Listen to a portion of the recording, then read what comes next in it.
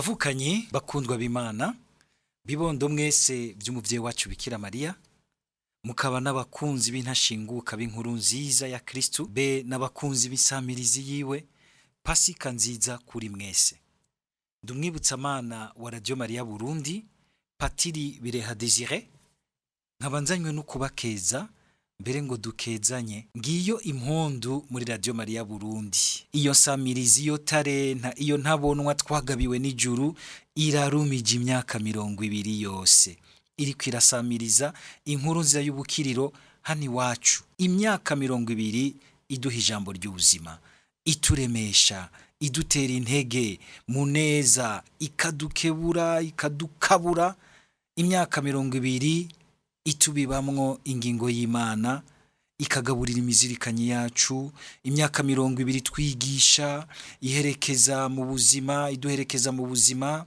Imyaka 20 iriko iraremesha abarwaye, abatama n'abatamakazi bacu, abari mu mabohero. Imyaka 20 iherekeza abari ku mfiro, ikabafasha kujabuka mu iherezo ryiza. Imyaka 20 idukaburira iterambere ry'ikibano, ry'ubutunzi, ry'imico myiza n'ibindi vyiza vyinshi. Imyaka 20 ijwi ry'Imana risamirana iwacu, mu bacu no mu vyacu. Imyaka 20 Radio Mariya Burundi iriko iratwikiriza igihugu cacu n'Eklezia umuhezagiro w'amajambo y'Imana. Ni igitangaza gihimbazwa, ni igitangaza gituma duhimbaza tukanenahaza Imana tuti: mukamuri mwiza, uri mweranda gatatu, urakwiye ninahazwa, rikubereye nk'Imana, kibirengeye kizima, gitangaza gisiga amajambo yo kukivuga no kugitazira. Warakoze Mukama, warakoze Mukama kuduha Yezu, warakoze Mukama kuduha Bikira Mariya, warakoze kuduha Radio Mariya Burundi.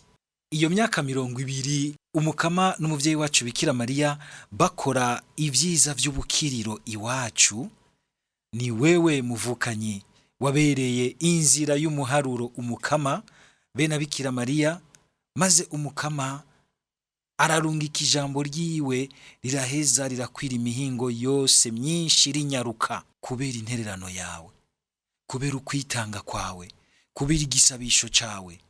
Eka wewe wese wabigizemwo uruhara rwiza. Iyo myaka 20 ivyaharangukiye vyose, eka ivyo vyose vyiza twahabonye nibikugarukeko, ni gwawe n'umuhezagiro n'umugisha mbere usesekaye uvuye ibukama kuri wewe, kuko burya ntawe ukorana na Bikira Mariya ngo atahe yikoreye amaboko. Mbere komera kwibanga ryo gukorera umukama, watoranye neza, watoranye heza. Umukama umukorere muri Radio Mariya Burundi, maze ivyiza vyose biharangukira bizokwame bikugarukako, bigutanga imbere, bicira inzira y'ubukiriro intambuko z'ubuzima bwawe, mbere bize bikuvugire imbere y'Imana kuri wa munsi warwo. Isabukuru nziza mwese bakunzi b'ijwi ry'Imana iwacu, ijwi ry'Imana hiwanyu, abari hano mu gihugu cacu, eka na mwebwe mwese muri mu mahanga. Isabukuru nziza Radio Mariya Burundi.